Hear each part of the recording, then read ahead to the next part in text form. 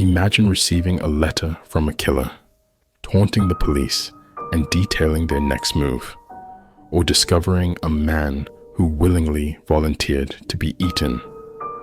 What about a chilling murder where the victim's skull was found inside a Hello Kitty doll? These are the real-life nightmares we are about to uncover. Our first story takes us to the late 1960s in Northern California, where the Zodiac Killer terrorized communities with a string of brutal murders. The Zodiac Killer's title is confirmed to have killed at least 5 people, though he claimed to have murdered 37. He targeted young couples, often in secluded areas, leaving behind taunting letters filled with cryptic ciphers that to this day remain partially unsolved. Let's start with the first confirmed attack. On December the 20th, 1968, 17-year-old David Faraday and 16-year-old Betty Lou Jensen were enjoying a date on Lake Herman Road near Vallejo. They were found shot to death in their car, their young lives cut tragically short. The scene was gruesome and perplexing, with no clear motive or suspect. Fast forward to July 4th, 1969. Michael Mageau and Darlene Ferrin were parked at Blue Rock Springs Park. Out of nowhere, a car approached and the driver opened fire. Michael survived the attack, though severely wounded, and provided police with a description of the assailant.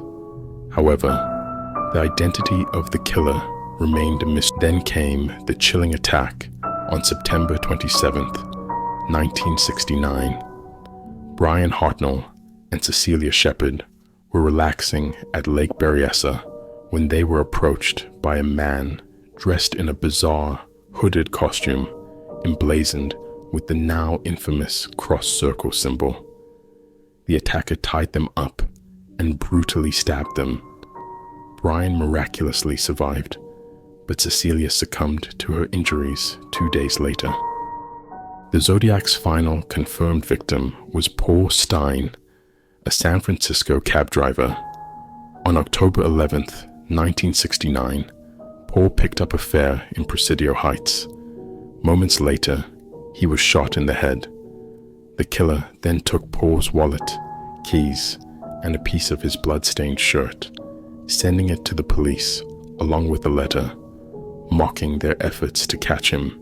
Despite extensive investigations by multiple police departments and the FBI, the Zodiac Killer's true identity remains a mystery. Arthur Lee Allen was a prime suspect, fitting many aspects of the profile, but conclusive evidence was never found. The Zodiac's letters, filled with cryptic ciphers and taunting messages, added to the enigma, some of which remain unsolved, casting a dark shadow over the investigation. The Zodiac Killer has inspired numerous books, films, and documentaries, keeping public interest alive. The case continues to haunt investigators and true crime aficionados alike, a chilling reminder of the evil that can lurk in the shadows. Our next story takes us to Germany in 2001, where a case of consensual cannibalism shocked the world. Armin Meiwes, a computer repair technician, posted an advertisement on a cannibalism fetish website, seeking a willing volunteer to be slaughtered and consumed. Bernd Jürgen Brandes responded to this ad, willing to fulfill Meiwes' dark fantasy. On March 9th, 2001, the two men met at Meiwes' home in Rotenburg. The events that followed were nothing short of macabre. In a chilling act of mutual consent, they amputated Brandes' penis and attempted to consume it together. As Brandes lay bleeding, Meiwes read stories to him and filmed the entire ordeal. Hours passed, and Brandes grew weaker, eventually losing consciousness. Meiwes then killed him, carefully dismembering his body and storing parts of it for later consumption. Meiwes' dark secret remained hidden until December 2002, when a college student stumbled upon new advertisements Meiwes had posted seeking more victims and alerted the authorities. The ensuing trial captivated the world. Initially, Meiwes was convicted of manslaughter in 2004 and sentenced to 8.5 years in prison.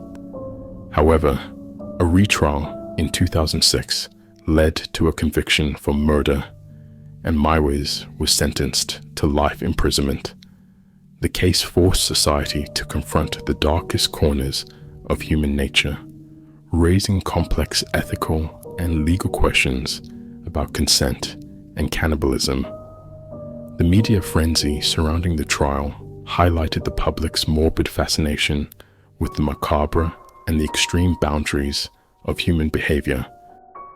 Finally, we head to Hong Kong in 1999 for the Hello Kitty murder, a case that horrified the public with its brutality. Fan Man Yi, a 23-year-old nightclub hostess, found herself ensnared in a web of debt and despair. Her captors, Chan Man Lok, Leung Shing Cho, and Leung Wai Lun, were no strangers to the underworld, their criminal activities ranging from drug trafficking to extortion. In March 1999, Fan was kidnapped over a financial dispute involving stolen money. Her captors took her to a grimy apartment where she endured a month of relentless torture and abuse. The men beat her, burned her, and subjected her to other forms of sadistic cruelty, using everyday objects to inflict maximum pain. Her cries for mercy fell on deaf ears, and the torment continued until Fan's frail body could endure no more. She succumbed to her injuries, but the horror did not end with her death. In a grotesque attempt to dispose of her remains, her captors dismembered her body, boiling parts of it and hiding her skull inside a Hello Kitty doll.